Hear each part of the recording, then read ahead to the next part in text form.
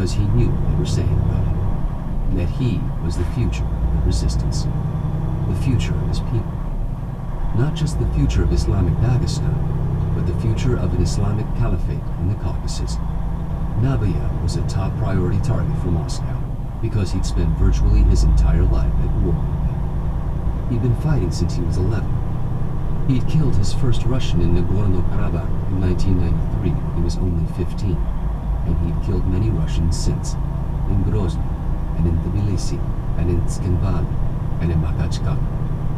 Now, not yet 35 years old, he served as the military operational commander of the Dagestani Islamic organization Jama'at Sharia, the Islamic law community, and he commanded fighters from the Caspian Sea in the east to Chechnya and Georgia and Ossetia in the west, all fighting for the same goal, the expulsion of the invaders and the establishment of Sharia.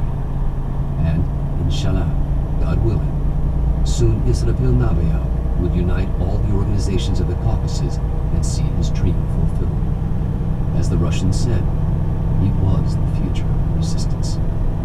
And his own people knew this too, which made his hard life easy. The 10 soldiers in the security force, along with 13 militants of the local Arghani cell, each and every one of these men would proudly lay down his life for Israfil. He flipped his body around again to shield it from the draft, moving the rifle with him as he tried to find some elusive comfort. He pulled the wool blanket over his shoulder and flicked the straw from his beard that came with him. Oh well, he thought to himself. He hoped none of his men would have to lay down his life before daybreak.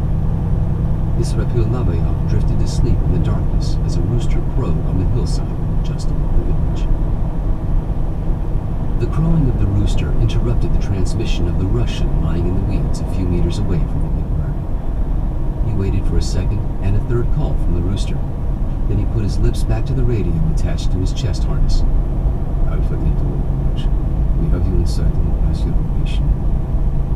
There was no verbal response.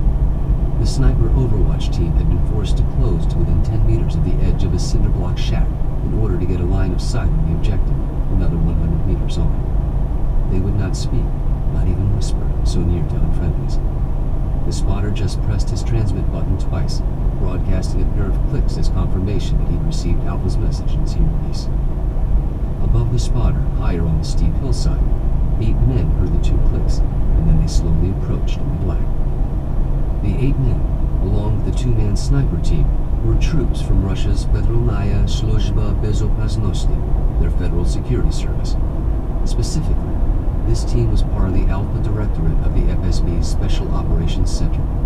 The most elite of all Russian Spetsnaz units, the FSB's Alpha Group were experts in counter-terror operations, hostage rescue, urban assault, and a vast array of additional deadly arts. All the men in this unit were alpinists as well, though they possessed more mountain training than they needed for this hit. The peaks behind them, toward the north, were much higher than the hills of this valley. But it was the other training these men possessed that made them the ideal fit for the mission. Firearms, edged weapons, hand-to-hand, explosives. This Alpha team was composed of hardcore select killers, silent movers, black operators. Through the night, the Russians had advanced slowly, all senses on alert despite the hardships their bodies were forced to endure on the journey. The infiltration had been clean. In their 6-hour insertion to their objective,